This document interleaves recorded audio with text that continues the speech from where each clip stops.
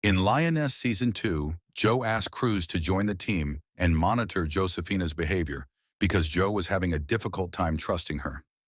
Cruz had stated in the last episode that she didn't want to work for Joe, but once again, she was at a loss for what to do. Cruz examined the circumstances and concluded that sending Josephina on the mission was unsafe, as she would eventually face difficulties that would be hard to handle. To find out if Josephina was ultimately persuaded to defy her own family, let's review the main points from the episode. Joe and the DEA had no idea that girls would be found in the facility. It was assumed the cartel was smuggling drugs, and when the squad attacked the facility, they would confiscate the entire shipment. Joe had placed a tracker on one of the girls who was being trafficked, as we saw in a previous episode. Joe knew she was going against the original plan by doing this, but she couldn't let her conscience stop her. She snapped at Gutierrez when Joe's crew returned to base, accusing him and his group of being aware that the cartel was involved in human trafficking. Fortunately, the location lacked CCTV cameras, so no one witnessed Joe and her group killing cartel members. Josephina simply wasn't prepared to meet her father after whatever had transpired in that warehouse.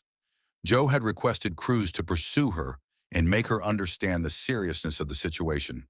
When Josephina abruptly left the meeting, Cruz knew that persuading a daughter to set up a trap for her own father and uncle would be a very challenging task.